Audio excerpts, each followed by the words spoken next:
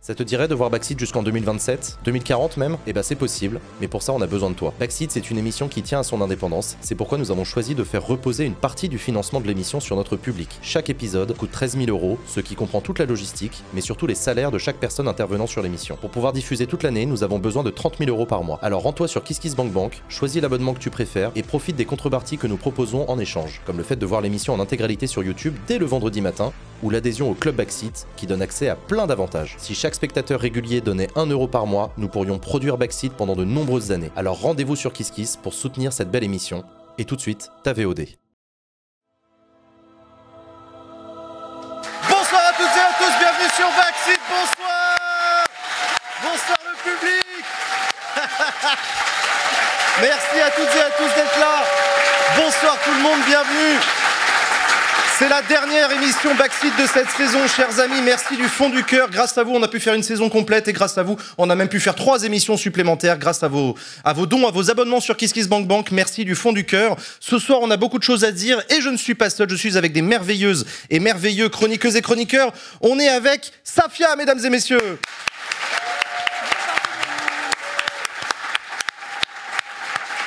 Incroyable. Safia, tu es militante antiraciste à la riposte antiraciste. Est-ce que tu vas bien?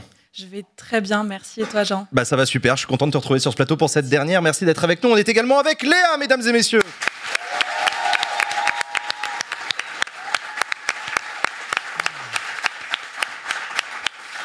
Léa, tu es la fondatrice du média Popol. Non, vas-y. Qu'est-ce qu'il y a? Non, je pensais que pour la dernière, t'allais pas regarder tes notes et t'as failli les regarder. Je voulais être sûr que j'oubliais pas un truc. Non, c'est bon. Non, c'est bon. Donc c'est ça, Léa. Oui, c'est ça. Oui, c'est Léa, ça. oui, c'est ça. Ouais, Léa, c'est moi, Popol, Léa. oui, c'est ça. C'est bon, je reconnecte. Comment ça va, Jean? Bah, ça va très très bien, écoute. Très heureux, j'ai pu me doucher, c'est bon, j'ai de l'eau. Ah. J'ai de l'eau chez moi, tout va bien. C'était la réponse qu'elle voulait Ça obtenir. faisait quand même 2 semaines. C'est ce que vous voulez savoir, ça commençait à fouetter. On est également avec Malek, mesdames et messieurs.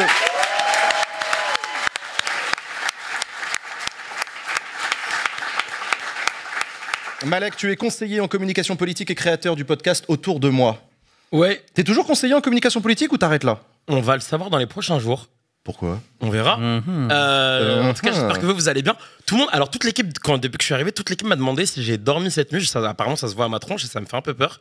Non, ça va. Non, ça va C'est quand même. juste que ça ça nous va. est arrivé 2-3 fois que tu viennes sur le plateau de Backseat après une nuit blanche. Bah, c'est vrai que la nuit dernière a été une nuit blanche, mais c'est ok, tout va bien.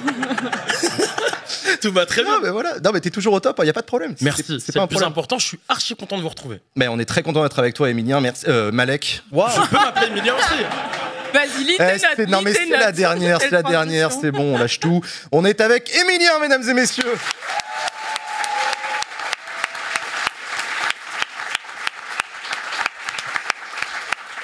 Emilien, tu es doctorant et enseignant en sciences politiques. C'est vrai. Et ça fait plaisir de t'avoir avec nous sur le plateau. Ben, je suis fort plaisé d'être ici. Oui. C'est une fin d'année. C'est une fin d'année, j'espère que tu vas bien décrypter ce soir. Oula, oui. Oula, on a besoin de Oh toi. là là, c'est une... On va avoir besoin de toi. Mesdames et messieurs, il y a 2 jours, nous avons connu une élection, une fin d'élection législative. Il était 20h lorsqu'on a appris les résultats de l'élection législative. On va faire un tour de table. Je veux que vous me disiez où est-ce que vous étiez et comment vous l'avez vécu ce moment à 20h pile. Malek, on commence avec toi. Alors, la veille, c'était un peu la descente aux enfers. J'étais en train de me dire, Malek, jour de déni, j'étais à un festival et on était tous dans un truc de venez, on oublie ce qui se passe à l'extérieur. Demain, l'extrême droite va peut-être arriver en tête. Ouais. Et venez, on oublie. Moi, du coup, dimanche, je n'ai pas voté vu que dans ma circo, l'élection a été pliée au premier tour. J'ai rejoint plein de copains et des journalistes, notamment à la rotonde où il y avait la soirée électorale de la France Insoumise. Et voilà qu'à 18h36, 37, il y a un journaliste qui dit « Ah, moi j'ai une estimation qui est un peu différente de ce qu'on avait attendu. » Donc ça, c'est Malek devant la rotonde à Paris qui était le lieu où la France Insoumise organisait sa soirée électorale. Et donc là, tout le monde le prend pour un fou, faut dire les choses. Ouais. Même les attachés de presse de la France Insoumise ont pris ce journaliste pour un grand taré. Puis deuxième estimation, puis troisième estimation. Et alors, quand on a vu que l'estimation de CNews donnait le même ordre, bah, on a plus ou moins compris que c'était ça. Et là, stupeur, surprise, soulagement, comme un poids qui s'est retiré. Parce que comme je l'ai dit la semaine dernière, dans la chair de beaucoup de gens, de minorités notamment, des personnes les plus fragiles, c'était une peur folle. Et voilà. Et après, des bisous et des câlins avec des gens que je ne connaissais pas. Et c'est fou parce que en tant que militant de gauche, ça faisait bien longtemps que j'avais pas vécu ça. Une Tu victoire vois. de la gauche? Bah ouais. C'était quand la dernière fois? C'était Hollande alors, 2012? Si j'oublie, Et ouais. si j'oublie les élections locales, bah mec 2012 quoi. Ouais, 2012 Hollande, ouais. Non, mais c'est vrai, fait ça loin. fait longtemps. C'est vrai que ça fait longtemps que la 12 gauche ans, n'avait quoi. pas ressenti ça, effectivement. Et bah écoute, ok, on reviendra tout à l'heure. Évidemment, vous vous doutez bien, on va faire une émission spéciale d'analyse de ces résultats parce qu'il y a beaucoup de choses à dire. Léa, toi, t'étais où? Moi, j'étais au point éphémère, donc pas très loin de Ouais. là où était Malek. Mais moi, j'ai organisé une contre-soirée électorale, Ouais. parce que pourquoi pas, après tout. Et c'était chouette, il y avait plus de 200 personnes.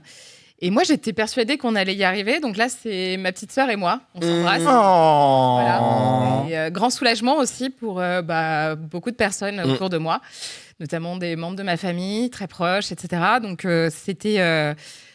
Moi, j'étais persuadée que la gauche allait remporter ces élections. Je ne sais pas pourquoi. Je pense que je vais me lancer. Je vais bientôt faire un truc genre tirer les cartes ou... La voyance. Ouais. Ouais, je J'en pense, aurais ouais. besoin parce que moi, mes pronostics sont nuls. Donc, Ouais, mais j'ai besoin de ton aide. d'habitude, moi, ils sont nuls à chier. Et là, franchement, j'étais plutôt sereine. J'ai vu les premiers sondages. Alors, j'ai vu le premier sondage Ipsos version syndicat et le deuxième sondage Ipsos version police, qui était vraiment mais totalement différents. Et j'étais là, non, mais de toute façon, le RN va pas être en tête, c'est sûr. Enfin, et puis, quand effectivement les résultats ont été finalement annoncés, après qu'on a eu ces fuites des sondeurs, c'était un énorme soulagement, mais un énorme soulagement. Enfin, moi, dans la salle, il y avait la majeure partie des gens qui y croyaient pas du tout. Beaucoup de gens ont pleuré. C'était super émouvant. Et tout de suite, bien entendu, on était là pour une table ronde avec Régane Sénac et Estelle Djanjo de la JAR pour parler justement de comment on en est arrivé là et qu'est-ce qu'on fait. Parce que on n'a pas endigué pour autant la puissance de l'extrême droite. Mais c'est pas parce que on est content qu'on est débile, quoi. Donc on était content, mais on a bien compris qu'effectivement tout n'est pas gagné et qu'il va falloir continuer en fait toute cette mobilisation, tout ce taf qui a été fait ces dernières semaines, qu'il faut rien lâcher. Et mais ça a été un très très grand soulagement. Émilien, toi, t'étais où? Comment tu l'as vécu? En toute simplicité, je suis dans la rédaction de Mediapart. Et donc, à 18h50, c'était encore ambiance moyenne parce qu'on avait tous les faux sondages qui donnaient le RN, à peu près comme ce qu'indiquaient les instituts, voire même, je crois que le max qu'on a eu, c'est 260. Et puis, à un moment donné, un chercheur que je ne nommerai pas par respect de ses sources a dit « Ah, j'ai un vrai sondage, confirmé tout ça Ipsos, littéralement, je sais pas, le directeur Ipsos a signé que son sang sur le truc, donc c'est officiel. Et donc, on voit commencer les trucs, on se dit « Mais c'est pas normal, ça, la gauche et tout, bizarre. » Et en fait, il s'est confirmé que si, la gauche, donc Mediapart... Ambiance n'était pas mauvaise, hein. Pendant que tu attendais pour passer sur le plateau, il y avait des cris de joie à l'annonce de l'élimination de certains macronistes, c'est vraiment honteux. Donc voilà, ambiance sympa. Ils avaient un très bon cake chocolat poire. Enfin, voilà, une bonne soirée. Ok, d'accord. Safia, tu étais à Marseille, toi? Tout à fait. J'étais à Marseille, dans cette ville absolument génialissime. Et alors, du coup, quand les résultats sont tombés, moi, j'étais dans la rue en train de marcher, et là, on entend des cris. Des cris, et alors là, avec plein de potes, on était en mode des cris parce que c'est le RN ou des cris parce que c'est le LFP. À Marseille, on sait jamais, ouais. Et en fait, là, on voit des voitures qui commencent à klaxonner. Ah, ça, c'est Et en pas fait, très RN, ça. L'ambiance de match de foot, en fait, commence à arriver. Et en fait, on arrive sur la place, peut-être que vous connaissez à Marseille, la grande place Jean Jaurès, qui est la plaine. Et là, ça commence à être une ambiance très, très festive. Et en fait, la joie et l'enthousiasme sont extrêmement légitimes. Moi, je l'ai ressenti très profondément. Et l'ambiance était particulière parce que... Et alors voilà, ça, c'est typiquement Marseille. C'est-à-dire que nous sommes innovants, parfois un peu schlagos, mais toujours innovant. Et alors, je sais pas si on a vu la photo des ultras qui est passée. Ouais. Alors, il faut savoir qu'à Marseille, l'ambiance, elle était surtout très antifasciste.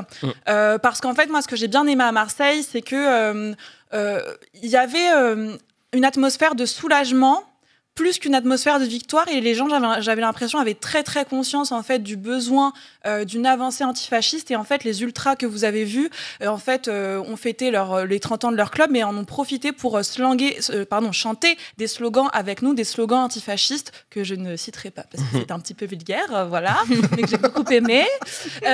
Et en fait, ce qui était très intéressant, c'est qu'en fait, il y avait un grand rassemblement au Vieux-Port, il y avait un grand rassemblement dans le centre-ville, les gens marchaient partout et en fait on entendait des discussions, beaucoup de discussions. Ce qui était super intéressant, ce que j'ai aimé, c'est qu'en fait de cet enthousiasme, c'est surtout, j'ai l'impression, une dynamique de politisation qui ressort. Totalement. Beaucoup de jeunes qui sont politisés, mais aussi beaucoup de darons qui sont politisés. Et en fait, je pense que de cet élan, il faut que surgissent en fait des discussions stratégiques et politiques sur comment combattre l'extrême droite politiquement plus qu'électoralement, et surtout comment on va faire pour obtenir de réelles avancées sociales dans un contexte qui est super dur, quoi.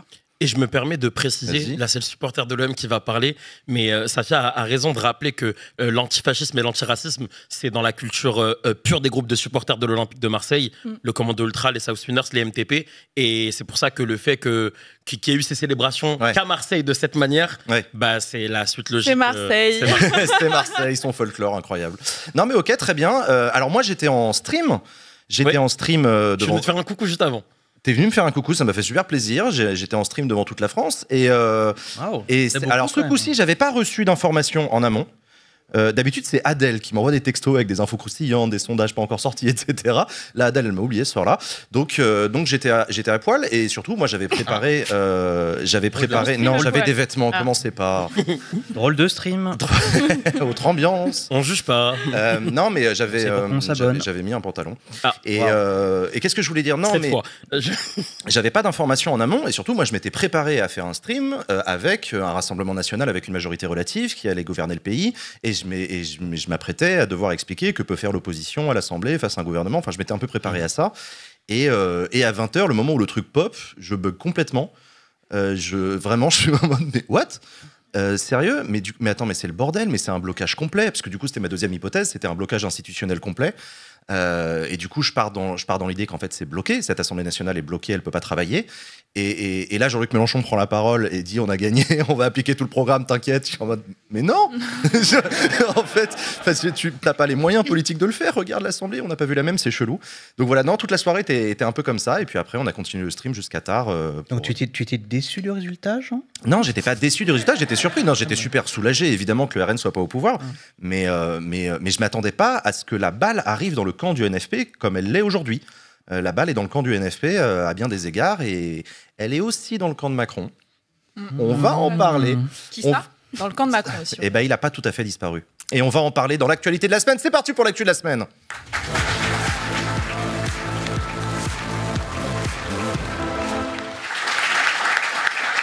Allez, l'actualité cette semaine, évidemment, donc c'est cette composition de l'Assemblée nationale. Je pense qu'on peut l'afficher tout de suite. C'est le camembert, celui qu'on attendait, l'hémicycle de l'Assemblée nationale, qui est divisé en 3 tiers avec un nouveau Front populaire à 182 députés.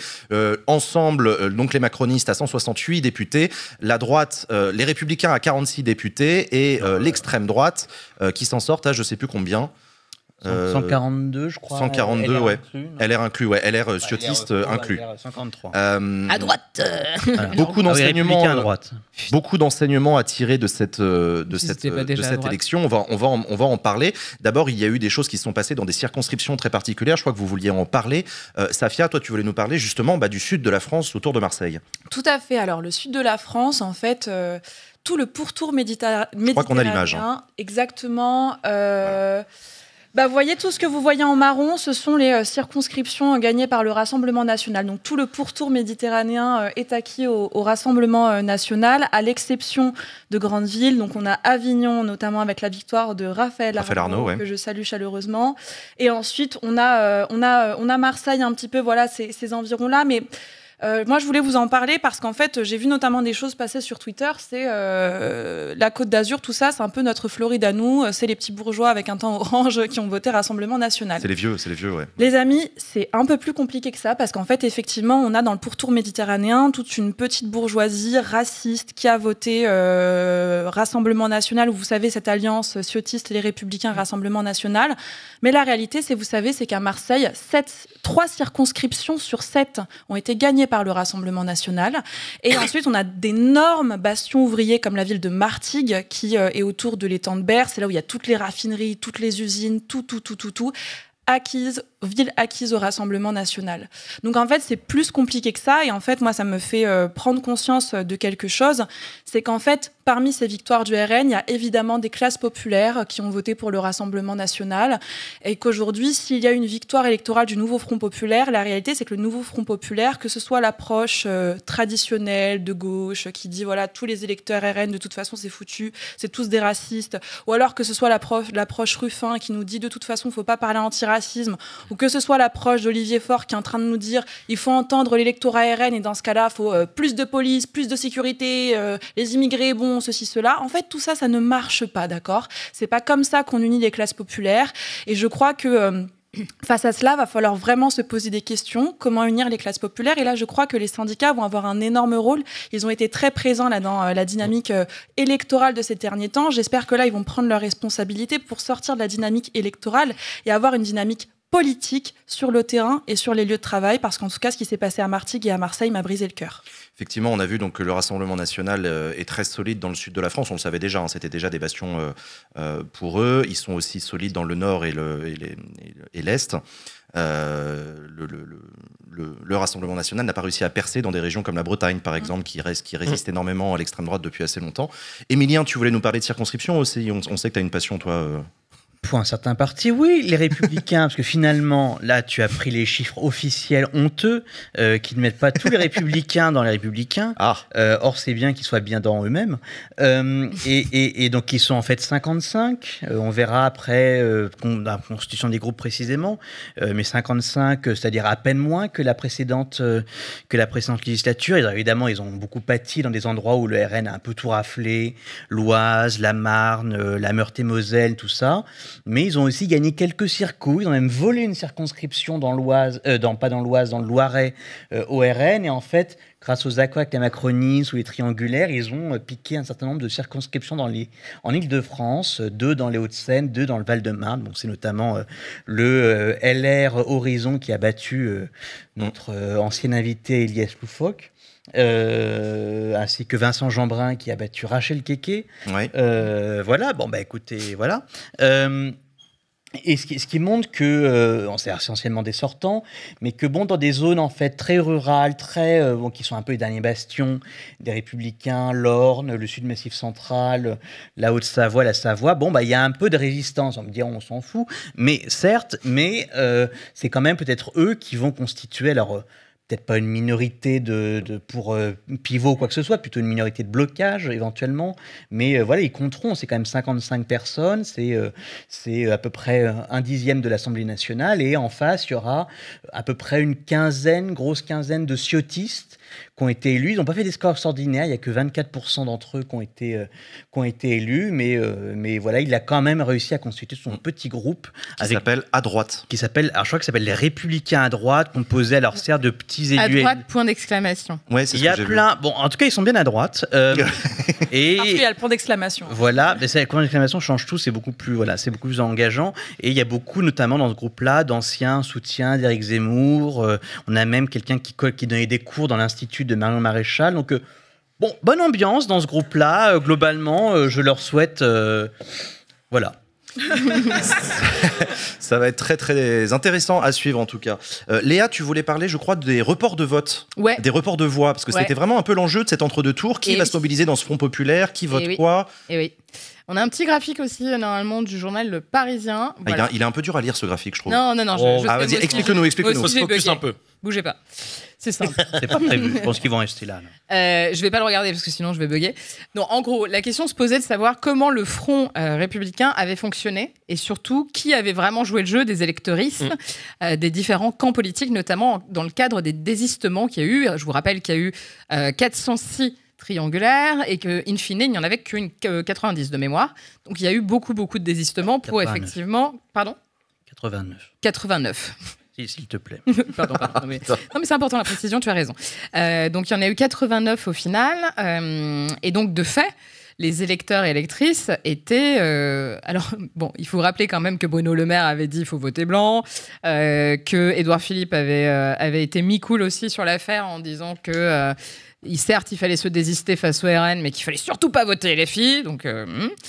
Et donc, au total, ce dont on se rend compte, c'est que finalement, les électeuristes qui ont le plus joué le jeu du Front républicain, c'est les électeuristes du Front populaire qui ont, eux, massivement voté pour des candidats et candidates macronistes au second tour. Comme vous le voyez, 72% contre 54% des électeuristes d'ensemble qui ont voté pour des candidats et candidates du nouveau Front populaire.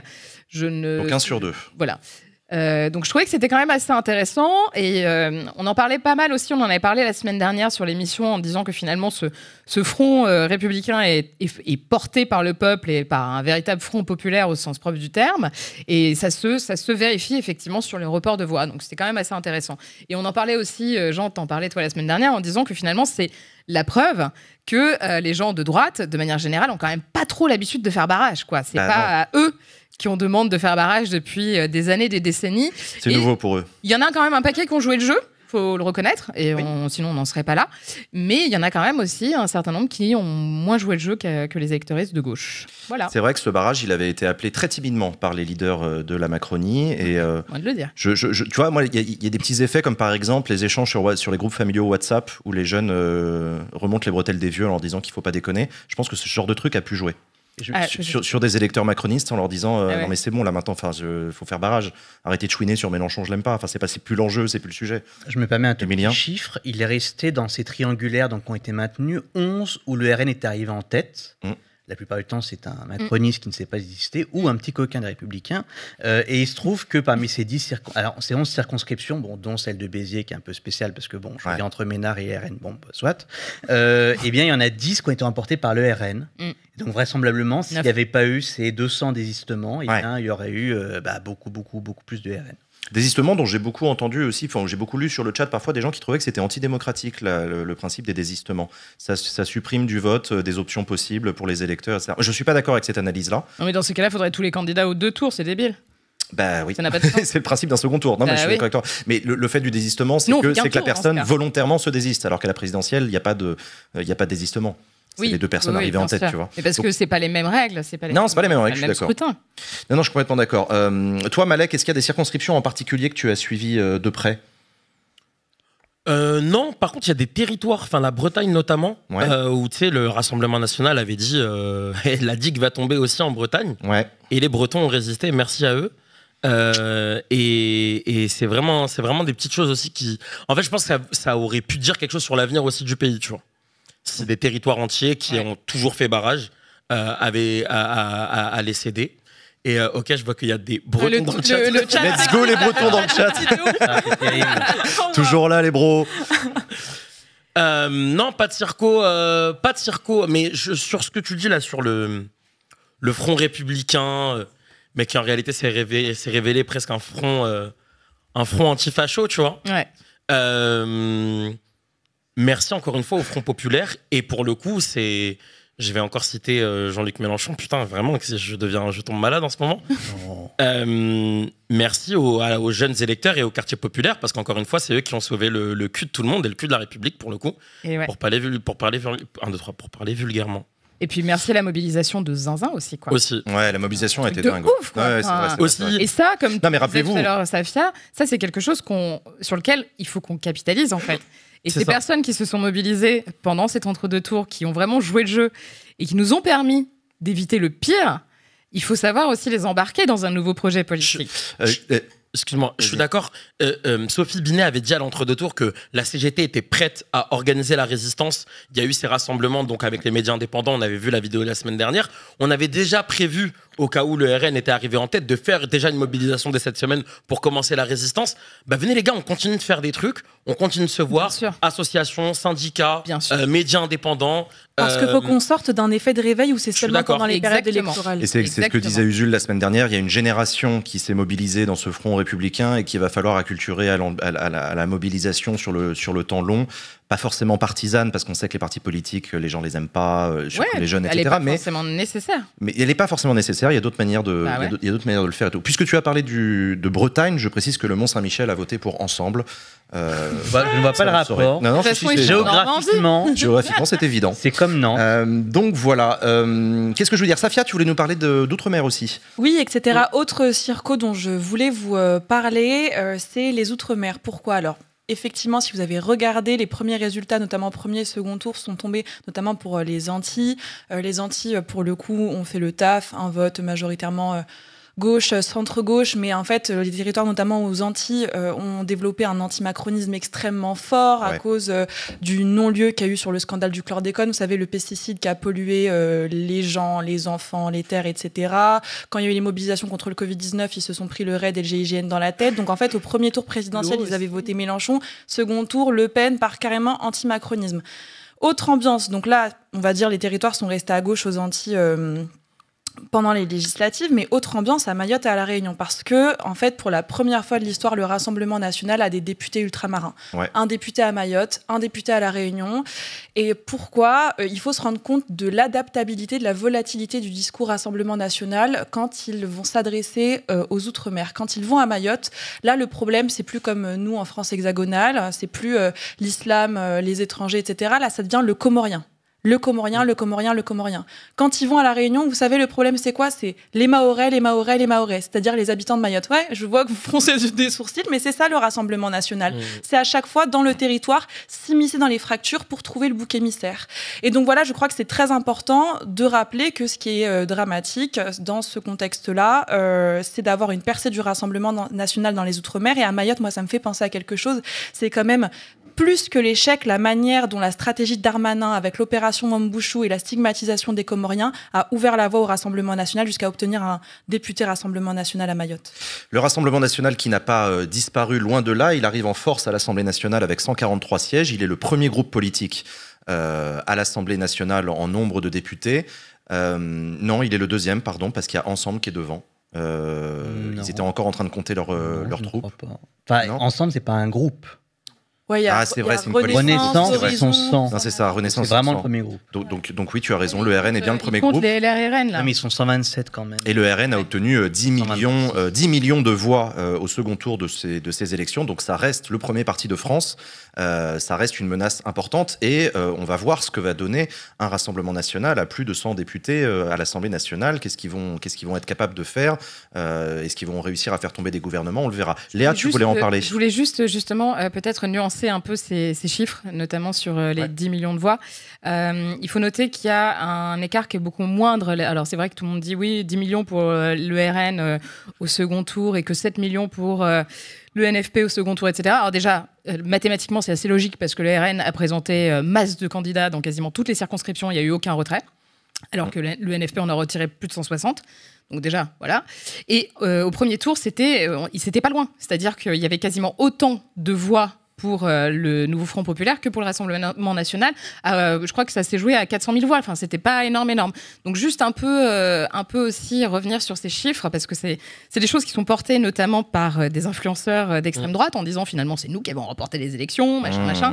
Ce qui s'inscrit d'ailleurs dans une logique anti-institutionnelle qui est une pierre angulaire du fascisme. Ils étaient dans quasi 577 circonscriptions. Donc du coup, mais voilà, c'est important de nuancer aussi ces chiffres parce que ça peut sembler effectivement genre ah oui, effectivement c'est vrai, c'est pas légitime. Du coup, ils devraient avoir tous les sièges à l'Assemblée nationale. Donc non, il faut reposer les choses, rappeler que il y a quand même beaucoup de députés du NFP qui n'étaient pas présents au second tour et c'est aussi pour ça que du coup il n'y a pas de voix pour elle et eux. Nuancer ces propos et rappeler que le groupe qui a remporté, enfin la coalition qui a remporté ces élections, c'est le nouveau Front populaire. C'est une coalition de groupes, effectivement. Le Front républicain a fonctionné. Le Front républicain a fonctionné avec cette situation un peu bizarre où beaucoup de députés macronistes ont été élus grâce à beaucoup de voix de gauche qui ont fait barrage au Rassemblement national, de la même manière que beaucoup de députés du nouveau Front populaire ont été élus grâce à des voix macronistes qui ont fait barrage également. Ça crée cette espèce d'ambiance un peu particulière. Est-ce qu'ils vont se sentir redevables de ces votes-là? On se souvient d'Emmanuel Macron qui avait dit « ce vote m'oblige » au moment de la présidentielle. Est-ce que les députés... Non mais justement, est-ce que les députés, eux, vont se sentir obligés par ce vote un peu bizarre? Et est-ce que ça va les aider à et éventuellement faire des alliances ou des non-censures. Émilien ? Mais même Chirac en 2002 avait été quand même élu largement. Il n'avait quand même pas fait un score incroyable au premier tour. Il a été élu très très largement grâce à la mission de l'ensemble des gens, on va dire de toute la gauche, sauf la Guillet, jusqu'à la droite et le centre. Et ils n'en ont absolument rien fait. Bon, faut dire qu'après ils ont tenu une très large majorité par leur propre groupe à l'Assemblée nationale. Mais en ce cas, il n'a pas lui-même en tant que président de la République semblé vouloir prendre en compte des aspirations un petit peu différentes. Je sais pas, en s'ouvrant par exemple au niveau des ministères. Emmanuel Macron n'a rien fait du tout sur ce plan-là. Il a même quelque part, on aurait pu considérer que bon, il se serait rallié à l'opinion majoritaire sur certains sujets. Et la réforme des retraites a bien montré que bon bah voilà, s'il avait envie, il le faisait passer tant qu'il avait moyens institutionnels. Et là, ça sera enfin plus possible. Et donc, ça sera au niveau de chaque député, dans son âme et conscience, de faire quelque chose. Mais je ne suis pas bien sûr que les logiques d'appareil ne finissent pas par l'emporter à nouveau, comme d'habitude. C'était Nicolas Sarkozy qui avait fait une politique d'ouverture à gauche, alors que rien ne lui obligeait, puisqu'il a été élu sans aucune loi de gauche. Oui. Non, c'était pas ouf. Ça n'a pas duré longtemps. Safia. Tu viens de dire quelque chose d'important. Tu diras, chacun a son âme et conscience. Ça illustre quand même l'explosion en réalité du bloc macroniste, qui bien qu'avec le Front républicain a réussi à se maintenir et à pas totalement disparaître, mais c'est ultra hétérogène, les comportements vis-à-vis de la gauche, les comportements vis-à-vis du programme, les comportements vis-à-vis d'Emmanuel Macron. Certains sont pro-Emmanuel Macron, certains essaient de se distancer. C'est le gros bazar, mais moi, ça me met pas du tout en confiance, c'est-à-dire je n'y crois pas dans ce qui pourrait ressortir en mode le vote m'oblige, c'est-à-dire que déjà avec 89 députés Rassemblement National, ils nous ont pondu une loi immigration, mais là les amis, avec 143 députés nationaux, je ne sais pas ce qu'ils vont nous pondre, c'est-à-dire que la dynamique d'extrême droitisation de la vie politique, parlementaire et médiatique, elle ne va pas s'arrêter, ça c'est sûr. Oui, ça je suis d'accord avec toi. Malek, est-ce que c'est la fin de la Macronie ? Nous y sommes. Tu penses vraiment ? En fait, la Macronie, rappelons-le, ne reposait sur aucune base idéologique à part sur la petite personne d'Emmanuel Macron. Ils arrivaient plus ou moins à s'unir autour de ça, sauf qu'on le voit bien, depuis 2 semaines, ça n'existe plus. La semaine dernière, ne serait-ce que sur les consignes d'entre-deux tours, déjà c'était la division entre un Édouard Philippe qui a appelé au Nini, un Gabriel Attal qui, entre le premier et le deuxième tour, a changé de discours en disant finalement, même LFI, en réalité, n'hésitez pas à mettre un bulletin de vote, mais il faut faire barrage au RN. Donc merci à lui d'ailleurs, il faut bien le féliciter des fois pour des choses, d'avoir pris ses responsabilités là dans le contexte. Et là, après élection, on sait que Darmanin a fait petite bamboche avec des députés, l'aile droite de la Macronie. Maud Bréjon et Benjamin Haddad, tous ses amis toute la journée, qui n'ont pas arrêté de tweeter que quoi qu'il arrive, ils feraient tomber le gouvernement du Front Populaire en votant une motion de censure. T'as l'aile gauche avec un Sacha Houlier qu'on avait déjà reçu sur ce plateau, qui s'est réuni avec une trentaine de députés. Qui va peut-être faire un groupe social-démocrate. Un Clément Beaune, il y a quelques heures, qui vient de dire dans la presse que pour lui, le nouveau Front Populaire a remporté ses élections législatives, si on regarde arithmétiquement parlant. Donc on le voit bien, en réalité, ils ne font plus du tout unité et c'est plus rien ne va en Macronie et tout vient de tomber.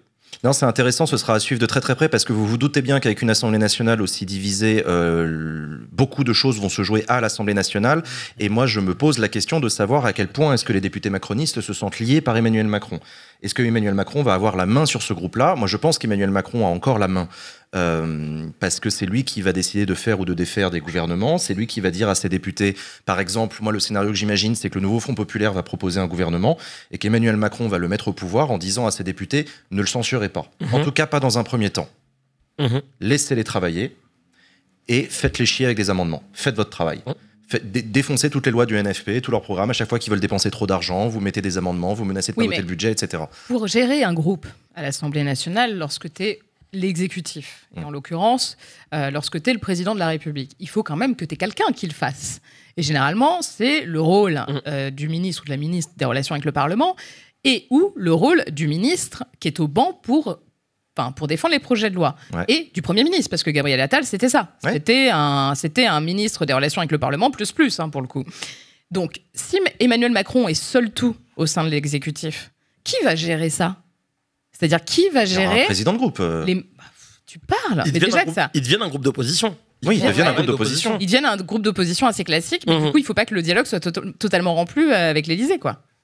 Et c'est aussi pour ça que dans ce travail d'opposition, avec différentes voix au sein même de cette coalition ensemble, ça va être vraiment drôle à voir.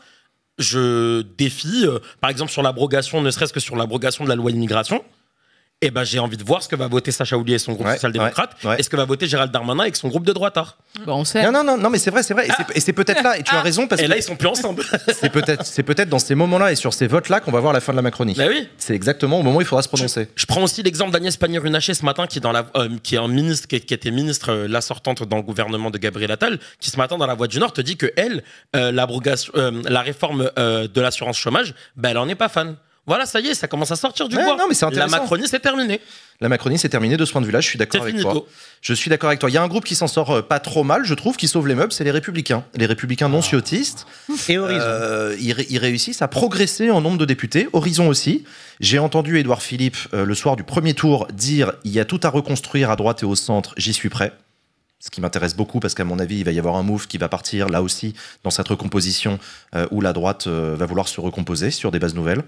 Émilien? Alors, il se trouve que Laurent Wauquiez, qui se positionne pour être donc, le chef de file du groupe LR à l'Assemblée, a plus ou moins fait comprendre qu'en fait, il voulait rien faire du tout.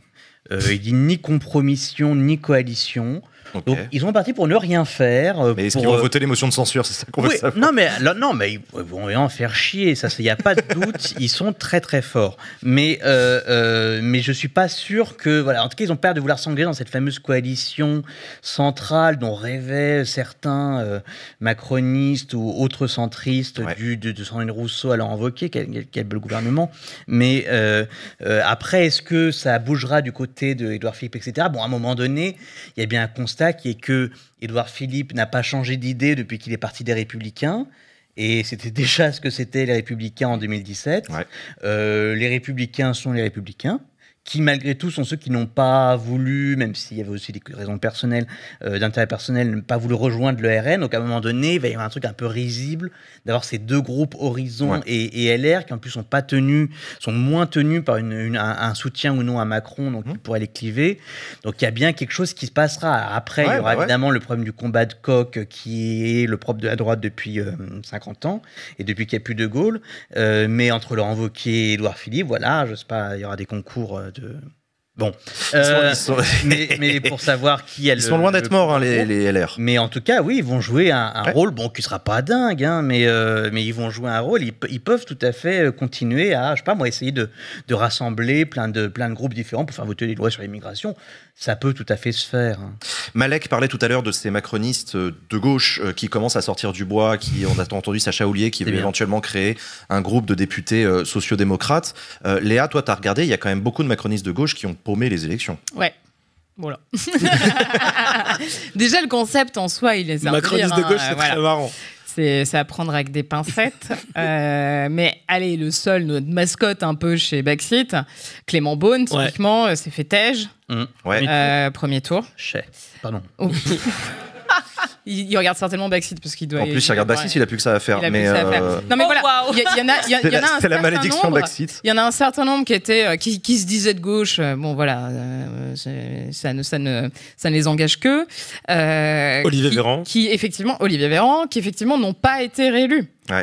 Donc finalement, déjà que c'était pas foufou cette jambe de gauche. Hein, là, on est sur un demi-orteil, quoi. Mais j'aurais bien voulu réagir à ça. Moi, je pense quand même que le nouveau Front Populaire, c'est très peu dit, mais a pour vocation à essayer d'aspirer la Macronie sur sa gauche. Enfin, quand même, la candidature d'Aurélien Rousseau, en termes tactiquement de la part du PS et de place publique, ne vient pas de nulle part. Ça a toujours été des discours politiques avec une mise en avant, notamment de Marine Tondelier, comme une espèce de figure consensus qui a été là pour parler à un public très diplômé, très centre-ville, et y compris pour essayer d'aller gagner jusqu'aux macronistes, etc. On a très peu entendu parler des questions de travail, etc. Mais Mélenchon a essayé, je crois, de quand même tenir la ligne sur ces questions-là, retraite, etc., machin, décret. Ce matin, Yael Braun-Pivet lui a répondu en mode « Oh mon Dieu, si la gauche gouverne par décret 49.3, c'est autoritaire. » Alors madame, il s'agirait de faire une introspection. Voilà. Donc moi, c'est ce que je vois du NFP. Donc ne sous-estimons pas cette espèce d'engagement qui va essayer de venir venir chercher des macronistes de gauche. Et en cela, Emmanuel Macron, je pense qu'il ne faut pas sous-estimer que c'est quand même une déstabilisation pour lui. Je crois qu'un gouvernement Nouveau Front Populaire est possible parce que Emmanuel Macron, je crois qu'il va vouloir essayer de défier le NFP qui mange sur ses partisans, on va dire, de gauche avec de grandes guillemets, de grandes guillemets. Il va essayer, je pense, pourquoi pas, d'être peut-être OK avec un gouvernement NFP, mais essayer par contre, là, c'est là où je te rejoins moins, Jean, peut-être essayer en vrai de faire en sorte qu'il se casse la gueule. J'entendais Boris Vallaud sur France Inter ce matin, les journalistes, y compris la Macronie, sont extrêmement piquants, en mode de toute façon, vous allez durer 5 jours, vous allez durer 3 semaines, puis nous, on va y aller avec les motions de censure, et puis machin. D'autant plus que Emmanuel Macron sait que là, le contexte politique les a mis entre la crise institutionnelle, la pression des marchés financiers. Moi, j'adore l'économie, donc je suis en train de regarder absolument tous les taux d'intérêt depuis la dissolution, c'est absolument la folie. La pression des marchés financiers, l'instabilité politique, les guerres à l'international, je veux dire, c'est l'enfer en termes de gouvernabilité, y compris pour un gouvernement de gauche. Et c'est pour ça que j'insiste sur le fait que le combat politique et la mobilisation sociale, si vous voulez des avancées, ça va être essentiel. Voilà. Et dans le discours, Jean-Luc Mélenchon a fait 2 discours dimanche soir. Ouais. Il y en a un qui a été diffusé par les chaînes info, l'autre non. Dans le deuxième, il a appelé les jeunes gens qui étaient dans la foule et les moins jeunes à faire mieux. Non, c'est possible. mais à maintenir la mobilisation et à ne pas lâcher en disant voilà, nous on va galérer quoi qu'il advienne avec cette majorité relative, donc il faudra que le peuple parle dans la rue pour qu'on aille obtenir des choses. Et alors quid de ce scénario voulu par certains macronistes d'un éclatement du nouveau Front Populaire et d'une coalition qui rassemblerait les communistes, les écologistes, les socialistes et les macronistes? Je n'y crois pas. Moi j'ai regardé numériquement, elle n'a pas de majorité absolue, cette coalition-là. Mais de toutes les façons, il faut qu'on arrête de penser en majorité absolue, c'est terminé. C'est clair. Je pense qu'elle aurait une minorité gouvernante qui ne tiendrait pas longtemps. En fait, on est en train de faire ouin-ouin sur ils n'ont pas de majorité absolue. Elisabeth Borne n'en avait pas, Gabriel Attal n'en avait pas. Elisabeth Borne, elle avait 245 députés. Oui, c'est pas du tout les mêmes proportions. Mais j'ai envie de te dire, ça reste tout de même une majorité relative. Et donc voilà, donc ça va être la bagarre, il va falloir bricoler et il va falloir tracer. Ce scénario, si une majorité absolue se réunissait avec toute la coalition que tu viens de décrire, peut-être, et encore, mais... Alors, déjà, ce n'est pas le cas. Et deuxièmement, je vais parler à mes anciens camarades socialistes, aux écologistes. Désolé de dire qu'ils doivent leur renaissance aussi à la NUPES 2022 et aujourd'hui au NFP 2024. Oui, mais vice-versa. Tu vois ? Oui, vice-versa. Ouais. Vice-versa. Mais par contre, le procès en trahison est beaucoup plus important du côté des socialistes que du côté des insoumis. Oui, bien sûr. Non, c'est sûr. C'est pour ça que je me pose la question. Jusqu'à présent, les mots qu'on a entendus de la bouche de Olivier Faure vont pas du tout dans la direction d'une alliance avec les macronistes pour essayer de gouverner. Parce que ça lui a sauvé les fesses. Je veux dire, la NUPES a permis au Parti socialiste de se réhabiliter. Le nouveau Front Populaire, c'est pareil. Et donc, en fait, pour l'instant, s'enfoncer dans une coalition avec la Macronie, d'une certaine manière, ce serait signer un accord avec des gens qui sont un peu en mort cérébrale politiquement, parce que vraiment, ce qui se passe à l'Assemblée ne reflète pas l'ambiance politique dans le pays. C'est-à-dire que le Front républicain est un miroir déformant de l'ambiance au sein du peuple français et des citoyens, etc. Donc, je pense que les partis de gauche, et notamment le Parti socialiste, sont pas assez bêtes pour tout de suite s'embarquer dans une alliance avec un parti politique qui a plus ou moins signé son arrêt de mort. Et donc là, en fait, ils vont maximiser, pendant un certain temps au moins, l'alliance avec le nouveau Front Populaire pour être sûr de ne pas trop mourir, quoi. Voilà, ils auraient tout intérêt. Au sein même du PS, Olivier Faure a réussi à engager un François Hollande sur un programme de rupture. Et François Hollande te dit en ITV... Tu sais que Faure, il n'était pas chaud. Hein. Alors, au Faure, il n'était pas chaud, mais au final, on lit ce matin, hier dans un papier de l'Express, que finalement, l'avoir dans la boucle pour défendre ce programme de rupture, ça l'arrangeait bien. Oui. Tu vois, oui. Évidemment. De fait. Évidemment. Ne serait-ce qu'au sein du PS. Et donc, même dans les médias, parce que moi, je m'attendais à ce qu'un François Hollande dans les médias dise OK, moi, je suis candidat NFP, mais le programme, voilà. Non, il a joué le jeu. Hein. Il a joué le jeu jusqu'au bout. Donc, en réalité, quel serait l'intérêt d'Olivier Faure d'aller tuer le Parti socialiste alors quand il revient d'entre les morts? Manuel Valls qui a revendiqué Hollande dans mon débat avec lui d'ailleurs, j'étais genre oh waouh, j'ai fait OK, le nouveau Front Populaire, bon bye bye.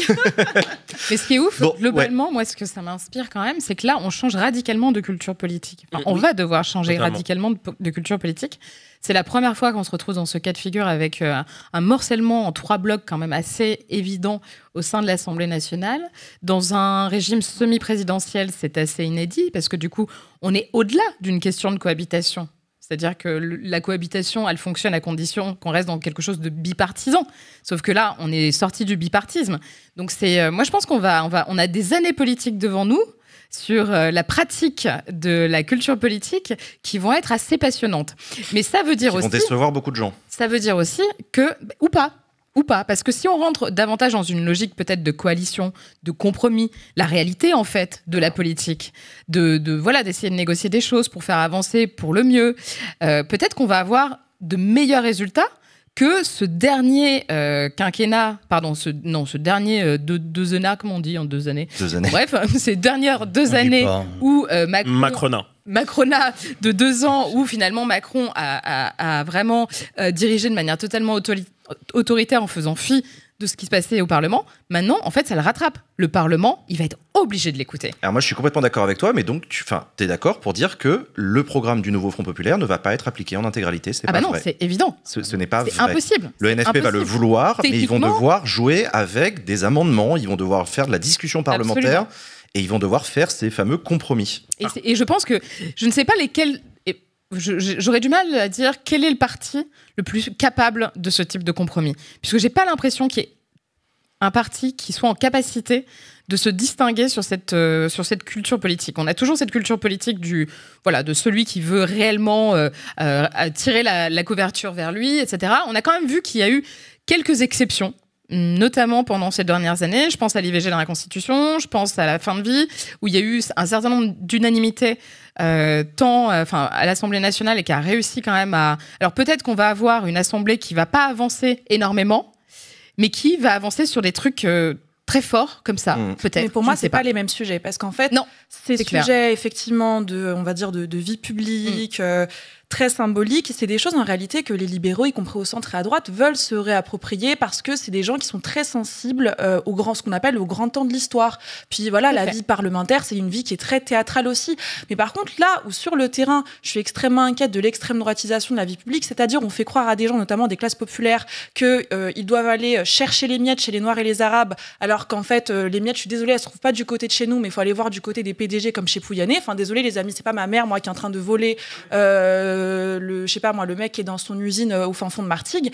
Et donc, en fait, là, le problème, c'est que moi, quand j'entendais Yael Braun-Pivet ce matin sur France Inter dire que certes, elle était ouverte à une coalition parlementaire et que la journaliste essayait de la chercher sur la question du programme. Est-ce que vous êtes d'accord dans ce cas-là pour voter pour l'augmentation du SMIC, etc. Je veux dire, l'inflation, c'est quelque chose qui préoccupe beaucoup plus les gens que, on va dire, je sais pas, même y compris la question de la fin de vie ou la question du droit à l'avortement, malheureusement ou heureusement, j'en sais rien. La réalité, c'est que là, elle s'est retirée, elle a dit non mais en fait on mène pas des discussions comme ça, on mène pas des discussions en imposant des mesures. Dans ce cas-là, madame, c'est quoi ? On discute sur du vin, on sort les violons, vous mangez du homard, j'en sais rien moi. Et en fait, c'est en cela que je trouve qu'en fait... je pense qu'il y a quand même des formations politiques à gauche qui ont cette tradition du compromis et qui sont ouvertes à discuter sur du vent. Moi, c'est pour ça que, à mon avis, les législatives, n'importe quoi, les municipales, faut les taffer dès maintenant, en fait. 2026, 2026, c'est aujourd'hui. Ah oui, ça c'est sûr, les municipales, oui. Pour l'avenir politique, notamment de la gauche. Et il y a beaucoup de sortants socialistes aux élections municipales. Est-ce que les Insoumis vont faire alliance avec les socialistes dans les villes socialistes ? Il y a pas mal de sortants. Abonnez-vous à la chaîne. Il y a encore plein de gens dans le chat qui spamment constituante sur la proposition de Clément Viktorovitch. Alors à mon avis, ils spamment ça pour se moquer de cette proposition parce qu'ils savent qu'elle a très très peu de chances d'arriver et que de toutes les façons, l'Assemblée, c'est absolument zéro. Ouais. Mais ils savent surtout que l'Assemblée constituante n'est pas une solution au problème. L'Assemblée constituante est un projet à long terme pour faire évoluer les institutions, pour éventuellement qu'on ait une 6e République et qu'on sorte du scrutin majoritaire, etc. Peut-être. Mais l'Assemblée constituante ne résoudra pas le problème qu'on a parce que le problème qu'on a, il est immédiat. Et je vous rappelle que le prochain budget, il est à l'automne. Il n'y aura pas de constituante d'ici à l'automne, il n'y aura pas de nouvelle constitution, il n'y aura pas de nouvelle élection, il n'y aura pas de nouveau quoi que ce soit. Donc la constituante n'est pas une solution à court terme et le problème qu'on a aujourd'hui, il est à court terme. Une constituante, pour ceux qui ne savent pas, une assemblée constituante, c'est un projet, ça n'a jamais existé, c'est un projet d'élire une assemblée ou de tirer au sort une assemblée qui aura vocation et uniquement vocation à écrire une constitution qui ensuite serait proposée au vote des Français par un référendum. C'est ça le projet d'une constituante. C'est une proposition portée par Jean-Luc Mélenchon à la présidentielle à plusieurs reprises. Et Clément Viktorovitch. Il a défendu. Hystérise le débat public. Je l'ai bien vu dans le chat. T'as vu les Victor Ozouz. C'est radicalisé, je suis très inquiet. Non, mais j'adore Clément et au demeurant, je suis favorable à une constituante. Hein. J'adorerais qu'il y ait une constituante dans ce pays, évidemment, mais là, à court terme, c'est pas du tout la solution. Citoyen. Tirage au sort. Oh là là, voilà, les amis. carrément. Assemblée citoyenne. Ouais, bon, après, on va voir. Il y a aussi des questions C'est sûr qui que sont c'est pas le bon posées moment, ouais. sur l'utilisation de l'article 16 de la Constitution. Alors ça, il y a beaucoup de gens qui se posent la question. L'article 16, oulala, l'article 16. L'article 16 de la Constitution, je le redis, est un article qui a été mis dans la Constitution en 1958 en ayant deux événements en tête. Le général de Gaulle avait en mémoire la débâcle de 1940 et la guerre d'Algérie. L'article 16 est un article qui s'appelle les pouvoirs exceptionnels où le président de la République a la possibilité de prendre des décisions à peu près celles qu'il veut dans une période de crise gravissime, mais de crise tellement grave qu'elle empêche les pouvoirs publics constitutionnels de fonctionner normalement et les décisions que doit prendre le président de la République doivent se limiter à réintroduire les pouvoirs publics constitutionnels dans leur bon fonctionnement. L'article 16 ne permet pas de gouverner un pays, ça ne permet pas de changer l'âge de départ à la retraite, ça ne permet pas d'augmenter les salaires, ça ne permet pas de faire de l'éducation nationale, de je sais pas quoi. Oubliez l'article 16, ça ne sert pas à gouverner. D'ailleurs, tu ne peux pas dissoudre l'Assemblée en article 16. Absolument interdit de dissoudre l'Assemblée en article 16. L'Assemblée se réunit de plein droit, le Conseil constitutionnel aussi. En gros, c'est les bombardiers au-dessus de Paris, l'article 16. Enfin, faut imaginer. Ou alors des barricades dans le 7e arrondissement. Utiliser une seule. Voilà. Donc voilà, le jour où on en sera là, évidemment, je serai en direct sur ma chaîne Twitch et on commentera ça ensemble. Mais Cher Rachida Dati, donc. on n'en est pas là. Là, en ce moment, les amis, on a un blocage politique à l'Assemblée nationale. Ce n'est pas un dysfonctionnement de l'Assemblée nationale. Tout à fait. L'élection a eu lieu, les députés vont jouer leur rôle de député, ils peuvent voter, ils peuvent faire Mais des oui, coalitions. En s'ils vrai, c'est veulent. pas tant le bordel que C'est pas tant le bordel que ça. Au contraire, on est en train de découvrir, et tu l'as très bien dit Léa, une culture politique que beaucoup d'autres pays européens découvrent et qui sont là, sont en train de regarder les Français en disant alors first time, Et- alors ça découvre. C'est Bah pas voilà. une crise Et- institutionnelle, je pense pas. Hein. Et désolé de te dire qu'en Malek. réalité, c'est super sain. On a eu une législature sur le premier mandat Macron avec un parlement complètement absent, qui n'existait pas. Ah oui, Qui c'est a fait vrai. figuration, t'as dû te faire chier d'ailleurs, mon pauvre. Ah, sur ma chaîne, on s'emmerdait. Non mais c'est vrai, on se faisait chier. Bah, Voilà. Le Parlement aussi. Hein. Aussi. On a eu là les deux premières années où il se passait enfin des choses. Et là, désolé de te dire, le Parlement a enfin son mot à dire. Ah non, ça nous fait bizarre en France. Hein. Et qu'on le veuille ou pas, je vais citer Clément Beaune, du coup. Let's go. Le Front Populaire a gagné ses élections. Qu'on le veuille ou pas. Oui, mais Voilà. oui, merci. Et donc, oui, il va falloir se batailler. La semaine dernière, j'avais pas forcément contrairement à Léa, et encore une fois, on big up Léa pour ça, mais j'avais pas l'option de la victoire en tête, mais j'avais dit ici que, à minima, même si le Front Populaire n'allait pas appliquer ce programme, il fallait au moins le défendre jusqu'au bout. Et donc, c'est ce que va devoir faire un gouvernement du Front Populaire s'il est nommé. On verra. L'appliquer avec les mesures par décret, parce que là, pour le coup, il y a le mandat des urnes. Et pour tout ce qui relève de la discussion dans l'hémicycle, il va falloir aller bagarrer jusqu'au bout. Parce qu'il y a des gens qui ont voté pour ça. Il y a parce que sûr. j'entends déjà, il y a une Braun Pivet dès ce matin sur moi, les décrets, trop marrant, de sa part surtout. Et mais les urnes ont parlé, donc ça veut dire que les blocages des prix, oui, ok, c'est ok, le peuple vient de parler. L'augmentation du SMIC, ok, le peuple vient de parler. Donc personne n'a rien à dire en réalité. Et en plus de ça, c'est une occasion, mais en or, pour la gauche de se réapproprier un récit, en fait, Exactement. et de le porter, et de le mettre en œuvre. Donc franchement, attention, hein, on vous regarde là. Et il y a eu Ne aussi nous décevez pas. Oui, ne nous trahissez pas. On vous l'a dit la semaine dernière, on vous le redit là. Je pense qu'il y a un devoir des électeurs de gauche de le rappeler au Front Populaire. Et il y a un devoir On d'exigence sera là. de tous les chefs de parti. Il y a eu une mobilisation. On n'a pas parlé de la participation aussi au second tour. Il y a une mobilisation extraordinaire, il faut le dire. Le peuple français, parler comme Jean-Luc décidément, c'est réapproprié le jeu des urnes. Donc go. Je te dis, t'es devenu mélanchoniste. Tu sais quoi Alors que Hollande est au Parlement, putain. Ouais. Contraire. Alors, j'ai envie de te dire, j'étais peut-être la synthèse entre les deux depuis le début. Et ils vont se retrouver dans Malek, la même... premier Non mais ministre. Malek, est-ce qu'on est d'accord, toi et moi, pour dire qu'un Front Populaire qui va de Mélenchon à François Hollande, ça s'appelle le Parti Socialiste? Allez, let's version, go. Version 80. Version Mais oui, 80. mais en fait- version 2005. Ouais, version Version 2005. Mais- vintage. Mais qui défendait encore des trucs un peu mous, quoi.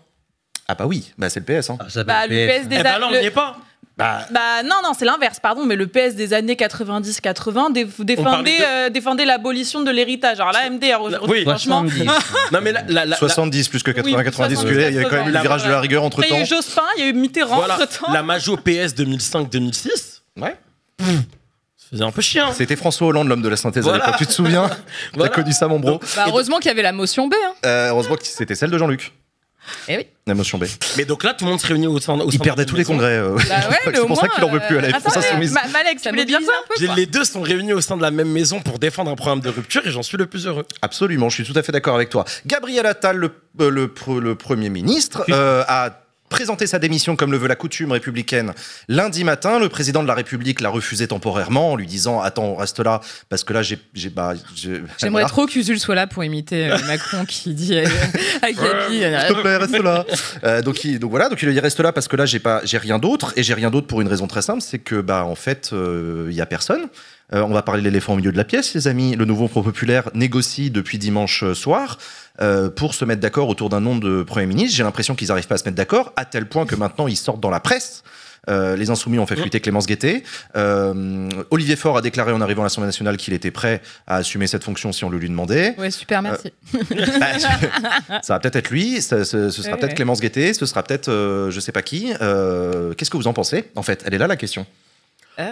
Je vais te dire exactement ce que je te disais sur les investitures. En réalité, je m'en tape des personnes. Oh, Non, mais c'est vrai. trop facile. Mais si tu savais comme je m'en tape. Mais il faut quelqu'un là. Tant qu'il y a quelqu'un en fait qui me garantit qu'il va pas trahir ce programme, D'accord. parce que je t'explique, même mes potes qui en réalité ne sont jamais allés voter, on a fait une grosse soirée pour leur parler du programme. Si je leur explique qu'il y a un Premier ministre ou il y a un ministre qui va les trahir et qui va faire des petites compromissions à droite à gauche, mais je t'explique, moi déjà je perds mes potes. Et deuxièmement, en réalité ça veut dire que la politique ne veut plus rien dire. D'accord. Voilà. Donc en réalité, que ce soit Clémence Guettet ou que ce soit Olivier Faure, même si j'ai ma préférence, mais voilà. Les autres, vous en pensez quoi? Bah moi, je pense, clairement, refaire, comment on dit ça, de la compote dans les vieux pots ou je sais pas quoi. Ouais. Dégueulasse. Ouais, c'est dégueulasse. Je pense qu'il faudrait changer de texte. Faut Je pas pense faire qu'il faut ça. il faut vraiment une personnalité qui soit en rupture en fait. Donc Olivier Faure pour moi exit, tu vois, Ouais. on l'a trop Bah vu. Bon voilà, je pense que clairement Clémence Guettet c'est une bête d'idée. Elle est jeune, elle s'est vachement bien défendue dans les débats. Elle a une certaine hype, ça ferait vraiment du bien. Elle Vraiment. s'entend bien avec tout le Moi monde. je trouve ça tellement stylé. Elle a le mérite d'être très proche de Jean-Luc Mélenchon. Ouais, alors C'est ça parti. peut-être C'est un peu un trop. vrai atout pour. Peut-être voilà, trop on devient le quelqu'un premier vers au goût d'un certain nombre, en tout cas, notamment des dissidents LFI qui, pourraient peut-être un peu faire la gueule parce que je crois qu'elle a été assez active au niveau de la purge, notamment. Enfin, en tout cas, elle faisait partie du petit groupe qui a. Bref. Mais je pense que c'est ce type de personnalité vers lesquelles il faut aller. Il faut arrêter de nous ressortir toujours les mêmes gueules, les mêmes noms. Je pense que là, on a une occasion, encore une fois, de vraiment proposer quelque chose de différent. Donc, allons-y, quoi. Mais je sais pas si vous avez vu dans Libération, la rédactrice en chef de Libération a fait un papier dans le journal en disant qu'il y a des figures nouvelles, en se gardant bien de mentionner quelconque personnalité politique de la France insoumise. Et puis, elle a mentionné Glucksmann, Ruffin et Marine Tondelier.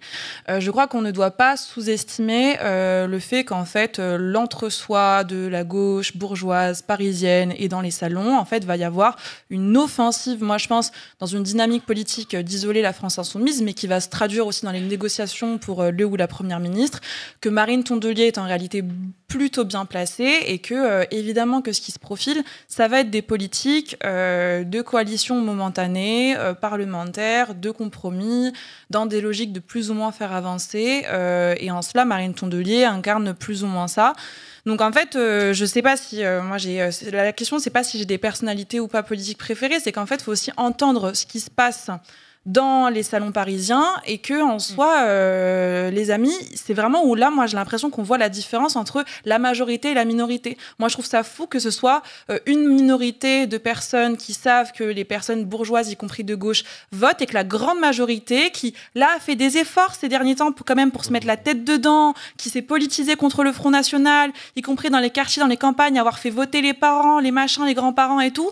Mais en fait voilà la majorité, bah ouais en fait on va encore en prendre plein la gueule dans ces négociations-là. Mais c'est pour ça que je pense, franchement, il n'y a pas de sujet. Et les filles est le principal groupe de gauche à l'Assemblée nationale, celui qui a porté quand même la NUPES et en partie le NFP, il faut quand même l'admettre. Le Premier ministre ou la Première ministre doit venir des LFI. Et Jean-Luc Mélenchon rappelle et Tondelier, on peut la mettre à l'Assemblée si tu veux, ou Perchoir, je sais pas, mais il n'y a aucune raison pour que ce soit les écolos qui est Matignon. Aucune raison. Leur dire, hein. Marine Tondelier n'a pas été élue. En plus. Malheureusement. Parce qu'elle a perdu face à Marine Le Pen. En plus. Juste, c'est Olivier Faure, c'est Jean-Luc Mélenchon qui arrête pas de le répéter, c'est Olivier Faure qui a dit en premier, dans les débuts des négociations du nouveau Front Populaire, que c'était le premier groupe au sein du nouveau Front Populaire qui allait soumettre un nom de Premier ministre. C'est aussi que le nom de Parce qu'il pensait encore que le PS allait dépasser la France Insoumise. Exactement. Or, il n'y a pas eu de rapport de force inversé, il n'y a pas eu de cap clair, non. Bah, sauf s'il pique une quantité de députés divers gauche ou autre. Alors, c'est vrai que les calculs doivent encore se faire aujourd'hui. C'était aujourd'hui la composition des groupes, l'arrivée à l'Assemblée nationale. On verra si, dans les derniers calculs, il a moyen de progresser. Peut-être que le PS passera devant LFI, mais de 1 ou 2 sièges. Quoi qu'il en soit, oui. Mais c'est vrai que moi, je suis d'accord avec Safia, en fait. On en a marre des compromis au plus petit dénominateur commun. Et c'est la même chose sur les programmes. Mais ça, je comprends en matière bien, programmatique, c'est la même chose. C'est genre, non, mais on va prendre les petites mesures sympas, on va pas faire plaisir. Si on veut vraiment porter quelque chose de... Voilà, changer structurellement ce qui ne va pas dans notre société, il faut un programme de rupture, il faut des mesures radicales. Il ne faut pas des trucs de SOSDEM, de chez SOSDEM, juste pour faire encore plus plaisir. À chaque fois qu'il y a de l'union, elle se fait au profit du centre, du plus au centre. Faut vraiment arrêter ça. Parce Moi, je comprends ce que vous dites, je ne m'intéresse pas tant à ce qui est désirable que ce qui est possible. Et là, avec l'Assemblée nationale qu'on a, je me pose la question de savoir si une motion de censure ne va pas venir immédiatement doucher tous vos espoirs. Mais c'est pour ça que je parlais de Tondelier, machin, dans les salons parisiens, c'est ce qui tourne. Moi, je pense que c'est possible que le nom de Tondelier sorte. Parce que je veux dire, c'est là que je disais tout à l'heure que... Il serait pas temps d'imposer nos désirs. Non, mais tu n'en as pas les moyens politiques, Léa, c'est ça le problème, tu vois, à l'Assemblée nationale, c'est pas possible. On va les manifester alors, du coup. Non, mais il s'en tape, Macron, il s'en tape. Non, mais on parle pas de Macron. Bah, c'est lui qui met un nom. C'est pour ça tout à l'heure que je disais qu'Emmanuel Macron n'a pas perdu la main, parce que c'est justement dans ce genre de discussion qu'Emmanuel Macron va ramener sa gueule. Exactement. Et qui va dire, moi je veux pas nommer un LFI. Voilà, démerdez-vous. Je pense qu'il y a une réalité, c'est que... Non, mais je pense qu'il y a une réalité, c'est qu'à un moment donné, il va falloir, si le NFP veut gouverner d'une manière ou d'une autre, une forme d'assentiment de la majorité du groupe Ensemble, parce que c'est comme ça que ça va marcher, y compris s'ils s'abstiennent. Et à un moment donné, je suis à peu près sûr que jamais un LFI ne passera. Voilà. Ils pourraient accepter un PS ou une ELV, mais jamais un LFI ne passera. Si on les écoute, c'est comme ça. Et ça peut être très malheureux pour certains, mais je suis à peu près persuadé que Clémence Guettet ne changera pas les choses. En plus, elle n'est pas si connue que ça dans vis-à-vis des... C'est pour ça que les amis, on peut compter que sur nous-mêmes. On ne va pas turlupiner 3000 ans sur machin, l'attente des négociations. Je sais que c'est important, mais il faut compter sur nous. Malek. Plusieurs trucs là dans ma tête, c'est un peu le bordel. J'essaie d'organiser ça. Moi, sur qui va être candidat au poste de Premier ministre, déjà le nouveau Front Populaire a annoncé qu'ils allaient annoncer un candidat au poste de Premier ministre et une composition de gouvernement. Donc ils s'accordent sur ça en ce moment dans les discussions. Et l'idée, c'est que d'ici la fin de semaine ou le début de la semaine prochaine, ils annoncent une composition d'un gouvernement complet. Moi, déjà, ma question, c'est Emmanuel Macron, c'est quand qu'il appelle le nouveau Front Populaire à former un gouvernement, s'il le fait d'ailleurs. Déjà, ça, c'est ma vraie inquiétude. Il y a eu un communiqué de presse qui a été sorti aujourd'hui du nouveau Front Populaire. Quand on appelle à former un gouvernement, il faut qu'il y ait un Premier ministre, en fait, généralement, comme ça que ça se passe dans les autres pays, en Espagne et tout. C'est on appelle quelqu'un, on lui dit, tiens, je te cherche à faire un gouvernement et tu me trouves une majorité. Il faut déjà qu'il trouve un nom. La subtilité, elle est fine, mais aujourd'hui, un Gabriel Attal démissionnaire pourrait aujourd'hui rester au pouvoir et gérer les affaires courantes, sauf que ce n'est pas ce qu'a décidé Emmanuel Macron. Aujourd'hui, il pourrait être démissionnaire en attente d'un nouveau gouvernement, Gabriel Attal. C'est le cas, là. Il n'est pas démissionnaire. Il a refusé la démission, oui, d'accord. Et la subtilité, elle est là. Rien. Tu joues sur les mots, non? Non, mais non, pourquoi ça a son importance? Est-ce que tu crois qu'il fait du quiet quitting? Attends, pourquoi ça a son importance? Je vais te dire pourquoi ça a son importance, parce que tu as 18 membres du gouvernement qui ont été élus députés, et s'ils ne sont pas considérés comme démissionnaires, ils ne pourront pas voter la semaine prochaine pour la présidence de l'Assemblée nationale ou pour les présidences des commissions. Et ça, c'est 18 voix. Je pense qu'ensemble, 18 voix, ils les prennent. Hein. Ça sera jamais trop. Donc, non, aujourd'hui, les suppléants, ils ne sont pas envoyés aujourd'hui vers l'Assemblée nationale. Les suppléants, ils siègent, non? Si tu es nommé ministre, les suppléants siègent. Là, tu as les suppléants qui sont partis s'inscrire à la place de leurs députés. Non, pas encore. Pas encore. Pas encore. Non, pas encore. Parce qu'ils ne sont pas encore ministres, les mecs. C'est pour ça que je te dis que ça va se débloquer dans les prochains jours. Mais que ça, tout ça aurait pu exister. Et il aurait pu demander il aurait pu accepter la démission. Ils auraient été mais il faut bien quelqu'un pour gérer les affaires. Ils auraient pu aller s'inscrire à l'Assemblée nationale. Il faut bien un genre un ministre de l'Intérieur, au cas où il y a un feu de forêt, une connerie comme ça, tu vois. Eh ben, il aurait pu gérer en attendant la nomination d'un nouveau gouvernement. Sauf qu'aujourd'hui, c'est pas ce qu'il a décidé, Emmanuel Macron. Même Philippe Bas, le roi Philippe Bas, le sénateur LR, c'est vrai. vous dit c'est pas normal. Oui, non, et c'est vrai. Philippe Bas le dit, désolé, c'est bordel. C'est vrai. Donc là, on nous parle aussi de on a peur parce que le pays va pas être gouvernable. Donc ok, nouveau Front Populaire gouvernement qui est tombé si Clémence Guettet ou si un membre de LFI est Premier ministre. Ok, donc après c'est quoi l'étape d'après? On laisse un gouvernement ensemble LR, mais qui va tomber aussi dans la seconde. Et c'est pour ça qu'on arrive à la question qu'on n'a pas encore abordée dans cette émission, c'est le gouvernement technique. Mais non, mais ça j'y crois pas les gars, moi. Si t'as un blocage à l'Assemblée nationale, je te jure qu'on va être obligé. Je vous promets, mais ne serait-ce que parce qu'il faut respecter aussi le résultat des urnes, je vous promets que je pense qu'à un moment, ensemble, va dire, écoutez, nous on vote pas la motion de censure, on fait pas tomber le gouvernement du Front Populaire, on vous laisse batailler comme vous voulez, déployer votre programme et on part se bagarrer à l'Assemblée, mais on vous fait pas tomber. C'est vrai que ça serait plus malin en vue de prochaines élections, de dire à la gauche, ok, vous faites votre truc, vous faites bien pourrir et tout, et on reviendra dans 1 ou 2 ans. Moi j'en suis convaincu. Si on croit la Macronie, je cite Maud Bréjon, le programme délétère du nouveau Front Populaire va mener le pays à sa perte.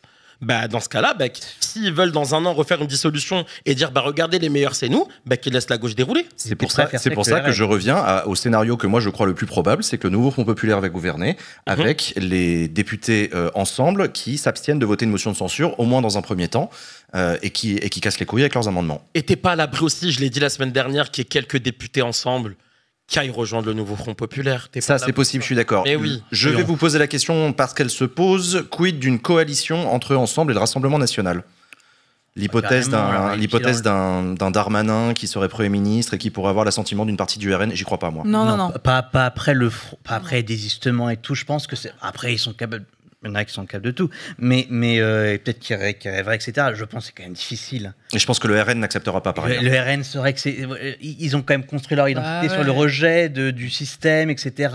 et de la monnaie de Molasson et de, je sais pas, même les LR qui expliquent encore par la voix de Bruno Retailleau que Darmanin, c'est je sais pas combien de millions d'immigrés en plus, donc. À un moment donné, je sais bien qu'on n'est pas à une contradiction près, mais ça m'étonnerait que juste pour pouvoir empêcher d'avoir, je sais pas moi, Sandrine Rousseau, ministre de l'ESR ou je sais pas quoi, ça me paraît très un peu bizarre. Parce que, idéologiquement, ça tient. Non, mais alors moi, justement, je voudrais répondre à vous deux parce que moi, je suis d'accord que technocratiquement, parlementairement, voilà, je sais pas comment on dit, d'accord.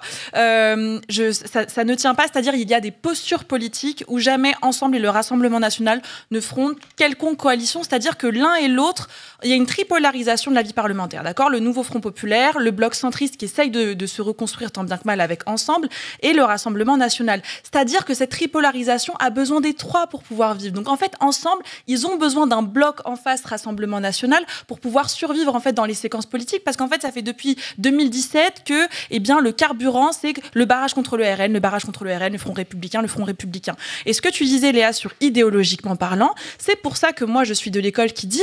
En fait, on ne sait même pas si un jour le Rassemblement national prendra le pouvoir, parce qu'en fait, il faut prendre conscience que c'est terrible ce qu'on est en train de vivre avec 143 députés Rassemblement national, mais c'est très coûteux pour eux d'avoir échoué aux portes du pouvoir, d'accord ? C'est très coûteux pour un parti politique d'échouer aux portes du pouvoir, et peut-être que c'est des choses qui vont se mettre en place encore jusqu'à 2027 et encore après. Mais ça ne veut pas dire que, par contre, un camp centriste radicalisé qui, pour moi, est incarné par Emmanuel Macron, en ce moment, il ressemble quand même à un fou dans son château, à prendre des décisions tout seul et à se demander si LFI et le RN, c'est la même chose, d'accord ? Qui, en fait, se radicalise d'un point de vue de l'autoritarisme et du racisme. Et en fait, c'est pour ça que... En fait, il ne faut pas sous-estimer le risque d'une radicalisation raciste d'un bloc centriste et que c'est aussi ça la grande préoccupation. Et d'ailleurs, pour ça, il n'y a même pas besoin de créer une coalition de fait. Ils n'ont pas besoin de créer un groupe. Ils ont juste besoin de voter les mêmes textes. Exactement. De voter les mêmes textes et voter les mêmes amendements. Exactement. Comme ils l'ont fait sur le PGL immigration, mais du reste, le RN s'est opposé quand même au budget proposé par les macronistes, s'est quand même opposé au gouvernement. Ça a été une exception et ça a été un coup de maître de Marine Le Pen de poursuivre sa dédiabolisation en votant une loi sur l'immigration issue des macronistes. Moi, je crains que les imbroglios à l'Assemblée nationale ne fassent qu'un seul vainqueur, c'est le RN. Parce que ça va être des embrouilles matin, midi et soir. Au JT de 20h, on verra des images de l'hémicycle où ça se déchire en permanence, où il y a des interviews avec des micros tendus. Ils vont bien s'embrouiller aussi, t'inquiète. Tu penses ? Oh bah oui. Attends, ils ont des leaders hyper identifiés, c'est Bardella, Marine Le Pen candidate, etc. Enfin... Ouais, mais là, t'as plein de gugus qui débarquent, sortis de nulle part, ça va être un bordel.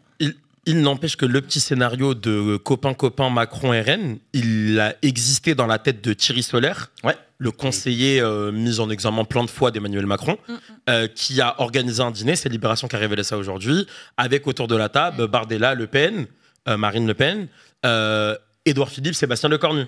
Ah ouais? Ouais. Voilà. Ouais, le C'est un dîner peu de l'idée qui va l'enfer. sortir. Je rappelle également, papier d'Ariane Chemin du Monde la semaine dernière, un Gérald Darmanin qui a dit autour de ses proches dans sa circonscription, de toute façon, le nouveau Front Populaire, ils vont pas gagner, les blédards, ils vont pas aller voter. Oui, il avait dit ça. Ouais. Ça commence à puer, les gars. On Tout vous à fait. voit, on vous a vu. Voilà. Ça pue depuis longtemps. Ça pue C'est depuis Darmanin, ça sent pas bon depuis un moment. Et c'est trop marrant parce que dimanche, je suis rentré en taxi chez moi et Quelle honte. j'étais avec un chauffeur de taxi qui était fraîchement naturalisé et qui est parti voter aux élections législatives et il m'a montré sa carte d'électeur en disant bah voilà les blédards. Et je l'embrasse, Iliès. J'adore. Mais non. Et qu'est-ce que vous pensez de la possibilité aussi pour le nouveau Front Populaire et le RN de se retrouver à faire des coalitions cheloues à des moments clés, comme notamment des votes sur des budgets, l'abolition de la réforme des retraites? Alors, on ne sait jamais si le RN est pour ou contre l'abolition de la réforme des retraites. Ça dépend quand est-ce qu'ils prennent la parole et devant quel Ils ont micro. dit qu'ils le feraient. Ils ont dit qu'ils le feraient. Il le ferait. Oui, ils ont dit. Mais je pense que la réforme des Du retraites. coup, là, il y a peut-être un amendement qui va passer. La réforme des retraites, c'est pas forcément difficile. Je pense qu'en effet, ils le peuvent et quelque part, c'est pas, ça appelle une coalition, quoi. C'est dire, voilà, le NFP propose ça, le RN dit, bon, j'ai de le voter parce qu'on s'est engagé quand même dessus une certain nombre de fois et c'est fait. Après, le budget, je pense que ce sera plus compliqué, effectivement. Le RN n'était pas forcément le plus difficile avec En Marche sur le budget, mais voilà, c'est quand même des gens qui ont fait campagne quasiment en premier, bon, à part évidemment l'immigration, en premier sur la question de cette fameuse audit qui n'a aucun sens des finances publiques. Oui. Donc, ils sont pas en mode, allez, on va te filer de la thune, etc. Là, ils vont être en mode rigueur budgétaire, ce qu'il faut séduire l'électorat de centre-droit qui reste encore à conquérir, quoi. Donc, éventuellement, pour qu'ils puissent éventuellement aller chercher les voix du RN sur certains textes sociaux pour en gros dire au RN vous voulez vraiment du social, tenez, on vous met au défi, pourquoi pas un vrai genre de truc un peu stable, pas du tout, je crois pas une seule seconde, plutôt que les macronistes, non, ça me semble plus raisonnable. Qu'est-ce qui nous reste comme option et comme possibilité pour sortir de la crise? L'idée, par exemple, de passer à un scrutin proportionnel, puisque le scrutin majoritaire n'arrive plus à faire ce pourquoi il a été inventé, empêcher la division de la classe politique et lutter contre l'arrivée du RN à l'Assemblée nationale. Bon, désormais on y est. Donc, est-ce qu'un scrutin proportionnel résoudrait le problème? Techniquement pas du tout, parce que c'est en fait la tripartition, c'est pas juste quelque chose d'un petit peu conjoncturel. C'est des poétistes de l'école grenobloise qui ont théorisé ça. C'est un vrai nouvel ordre électoral. Donc c'est parti pour durer, si on y croit, peut-être au moins une vingtaine d'années, avec des vraies bases sociologiques. Le bloc central, il y a une vraie base sociologique de gens âgés, aisés, etc. En gros, la France qui va bien, quoi. Donc, ils n'ont pas de raison de disparaître. Donc, si on fait un scrutin proportionnel, il y aura cet éclatement-là. Voilà. Il n'y aura jamais cet effet de seuil en plus que pourrait permettre sur un malentendu et qui aurait pu faire gagner, par exemple, le Rassemblement national s'il n'y avait pas le Front républicain. Donc, ça ne réglera pas les choses. Mais après, la question, c'est que normalement, un proportionnel, ça amène avec elle un nouveau système partisan, encore plus diversifié que ce qu'on peut connaître, et une culture politique différente. Donc, où c'est pas forcément genre j'ai mon programme, j'ai mon petit bloc avant et on n'en discutera pas. C'est oui, on peut s'arranger, on peut s'entendre, on peut faire des trucs ad hoc, on peut faire comme les Allemands, mettre 3 mois à faire un contrat de gouvernement, mais qui après est solide et tu peux tenir pendant 4 ans. Donc, ça amène d'autres choses aussi. C'est pas que finalement juste des règles électorales. Et ça, je pense que ça serait quelque chose qu'on pourrait adopter même sans avoir formellement les règles de la proportionnelle. Léa, l'enjeu principal, c'est le budget qui va être voté à l'automne prochain. Ou pas d'ailleurs. Ouais, justement. Mais effectivement, ça va être le moment le plus décisif à court terme. Sinon, c'est shutdown. Sinon, c'est shutdown qu'on n'a jamais connu, Ouais. à ma connaissance. Après, il y a des mécanismes pour l'éviter. Oui, voilà. Mais bon. Effectivement, donc à la fois le projet de loi de finances et le projet de loi de financement de la sécurité sociale, qui sont les 2 projets de loi budgétaires qui arrivent généralement à l'Assemblée début octobre, qui sont des projets de loi qui, donc, du coup, sont des propositions du gouvernement et des services techniques de Bercy. Et bien sûr, de tous les arbitrages qui sont faits en interministériel, etc. Donc ça va être un gros morceau. Et il faut qu'il soit voté avant le 31 décembre par l'Assemblée nationale, sachant que, ils peuvent convoquer quand même un 49.3 dessus, plusieurs. Alors le 49.3, là dans la situation, il va être compliqué. Parce que je rappelle que le 49.3, c'est pas une baguette magique, ça déclenche un dépôt de motion de censure Et Donc avec là, une ça va être un moment assez. Puis en plus, après, au-delà, bien entendu, du texte, il y a aussi les personnes qui vont porter le budget. Donc, on va avoir un nouveau ou une nouvelle présidente de la commission des finances qui n'est plus du coup Coquerel, parce que Coquerel était dans l'opposition, donc c'est lui qui était président de la commission des finances. Donc là, on va avoir une autre personnalité. On va avoir aussi des rapporteurs spéciaux sur le budget qui vont jouer un rôle décisif aussi. Et bien entendu, le ou la ministre qui va porter ce budget. Donc, et aussi le ministre de la Santé ou de la Santé, qui portera le PLFSS. Donc du coup, techniquement, ça risque d'être... je pense que on va bien se marrer. Ouais, octobre, il va falloir faire des émissions. Ça va être un challenge. Pour ceux qui posent la question dans le chat, les mécanismes pour éviter un shutdown, le shutdown, c'est ce qui existe aux États-Unis, c'est-à-dire que quand il n'y a pas de budget, on ne peut plus payer les fonctionnaires, donc on ferme les services publics. C'est un peu caricatural, mais c'est ce qui se passe pour des services publics fédéraux. En France, il y a des mécanismes pour éviter ça, notamment des principes de reconduction du budget précédent. Par exemple, si vraiment le 31 décembre, on n'y arrive toujours pas, pour éviter de se retrouver le 1er janvier sans autorisation de paiement et autorisation de prélèvement, du coup, il y a des mécanismes de succession. Et puis, à minima, en général, le Parlement a aussi des possibilités d'adopter en urgence un budget minimum qui change rien et qui permet de faire tourner la boutique. Parce que personne ne souhaite que les fonctionnaires soient plus payés. Ça, tout le Parlement est d'accord pour ça, même s'ils ne sont pas foutus de se mettre d'accord sur un budget. Ils sont d'accord au moins pour ça, donc on reconduit, on fait rouler. Et ça satisfait personne, en fait, parce que personne n'est pour... Mais c'est un moment assez charnière. Mais c'est un moment assez charnière et c'est assez structurant. Tu as raison de le dire, Léa. Le budget, c'est une loi qui est votée chaque année, donc par définition, on vote le budget de l'année suivante. Et c'est la loi la plus importante puisque un budget, c'est pas juste des textes techniques avec des tableurs Excel avec du pognon dedans. Ce sont des textes ultra politiques puisque un budget, c'est ce qui supporte une politique portée par un gouvernement et qui donne donc des moyens à des pouvoirs publics pour faire des trucs politiquement. Donc c'est pour ça que le budget est la loi la plus importante de l'année. Et c'est généralement, d'ailleurs, sur le vote du budget qu'on définit si un député est d'opposition ou dans la majorité. Si tu votes un budget, c'est que tu soutiens un gouvernement. Si tu votes contre un budget, c'est que tu es dans l'opposition à ce gouvernement. Après, moi, j'attends de voir aussi les relations avec le Sénat. Je pense qu'on va se marrer, là. Le Sénat ne peut pas bloquer. Hein. Non. Mais on va voir, hein, les allers-retours, je pense que ça va être quelque chose. Ah, sur les lois négociées au mot près à l'Assemblée nationale. Les CMP les CMP vont être rigolés. C'est-à-dire que le Sénat avait une utilité sous Macron, il est toujours là. Enfin, quand Macron comptait. Le Sénat est encore là soit parce que c'était le seul endroit où on pouvait un petit peu s'opposer ou faire du bruit, par exemple, durant la commission d'enquête sur Benalla, soit pour éventuellement faire des genres de pré-négociations avec les Républicains pour préparer après un accord en CMP. Là, c'est vrai que si on est sur quelque chose de l'ordre d'une NFP avec un peu d'ensemble dedans, même en gouvernement minoritaire, ils auront juste à dire non au Sénat et puis voilà, c'est tout. Je rappelle que le Sénat est à droite à majorité avec le groupe Les Républicains et son allié centriste. Le Sénat n'a pas les moyens d'imposer ses vues à l'Assemblée nationale. En cas de désaccord, c'est l'Assemblée nationale qui garde le dernier mot.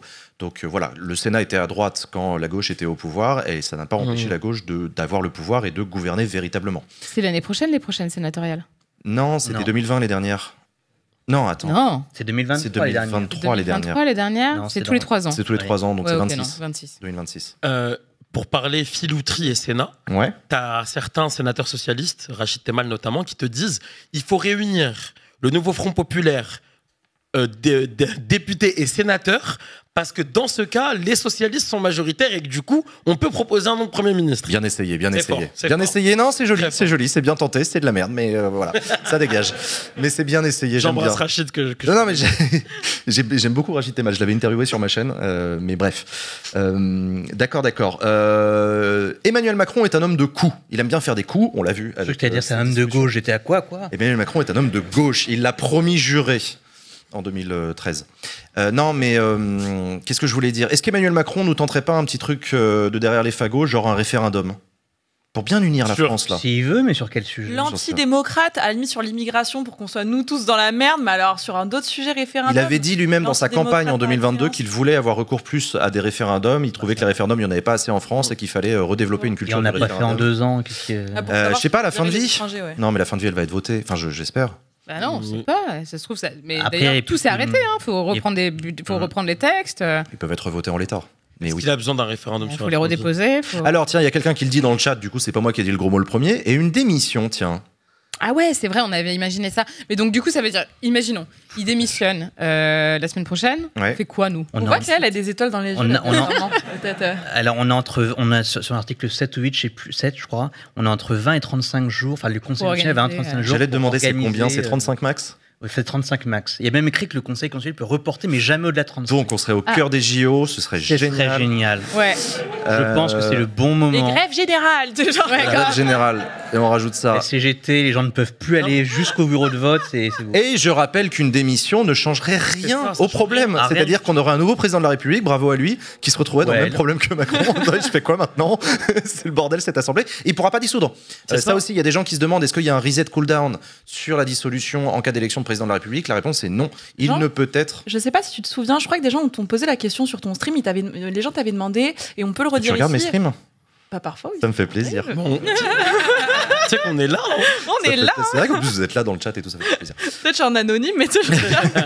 Et je crois que des gens t'avaient demandé, si ma mémoire est bonne, est-ce que s'il démissionne, il peut se représenter aux élections en 2027? Et je crois que tu avais posé la question. Après, moi, juste la réponse que je voudrais apporter, mais c'est très personnel, c'est pas du tout une analyse politique d'une grande intelligence, mais le monsieur aime trop le pouvoir. Allô, il a goûté, il veut plus lâcher le Alors, monsieur. Hein. Emmanuel Macron est un président de la République jeune. C'est un homme qui va durer politiquement. Il va essayer de revenir. Tous les anciens présidents de la République ont essayé de revenir. Nicolas Sarkozy a repris les Républicains des Sauf années quand plus ils tard. étaient morts, mais Il a pas... Ouais, alors ceux-là, ils ont du mal à Mitterrand a revenir. moins tenté de revenir. Entre... C'est moche ce que tu fais. Là, il y a- Pour Il y a Jean-Luc Thibaut, il Mélenchon. était moyen chaud. il y a Jean-Luc Mélenchon qui te regarde avec des gros yeux là. Il est pas content parce que tu t'es moqué de Mitterrand. Non, la réponse c'est non. Emmanuel Macron, s'il démissionne, ne peut pas se représenter immédiatement à l'élection présidentielle qui serait déclenchée immédiatement, parce que la Constitution prévoit bien qu'on ne peut pas faire plus de 2 mandats successifs. Le fait qu'il ait démissionné, c'est quand même un mandat, même s'il a été incomplet, c'est quand même un mandat. Il y a eu des théories qui ont été lancées. C'est notamment Jean-Jacques Urvoas, ancien garde des Sceaux, qui a imaginé un scénario. Il a fait une interprétation extensive d'une jurisprudence du Conseil d'État sur la présidence de la Nouvelle-Guinée.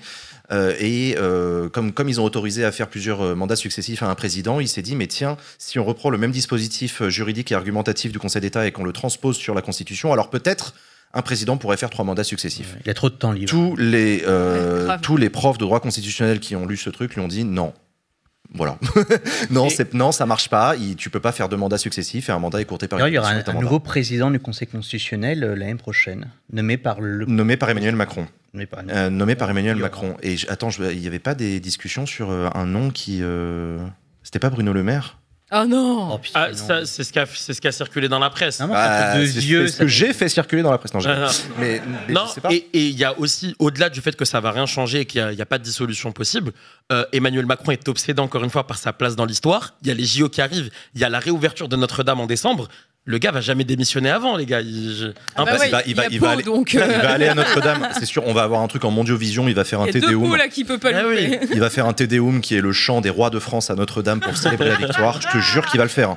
Il va faire un Tédéum, j'en suis sûr. Il va chanter lui-même Un quoi comme pour Pierrot. Le Tédéum. Le Tédéum, c'est une musique classique absolument magnifique d'ailleurs que tu connais si je te la fais écouter, qui est Vas-y, chante. la musique qui était historiquement, chante, non, hein. c'est mort, qui était historiquement jouée pour célébrer les victoires des rois de France, et c'est la grandeur de la France qui est célébrée à Notre-Dame. C'est ce genre-là. Donc voilà, c'est ça le Tédéum. Je suis sûr qu'il va le faire, j'en suis convaincu.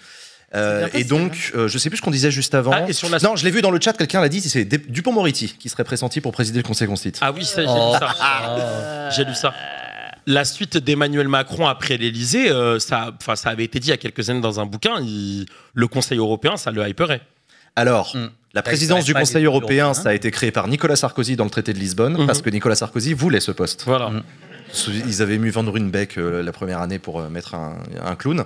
Et après, Sarko a été rattrapé par ses affaires, donc il l'a jamais eu. Mais ça, c'est sûr, Emmanuel Macron, président du C'est Conseil après européen. par les autres Européens direct. aussi. Bah oui. Il va le vouloir à mort. Il va essayer de le négocier, il va essayer de faire son Mais possible. après, tout le monde s'en Mais fout. je reviens quand même C'est sur Charles cette- Michel, l'actuel. Mais respect. Hein.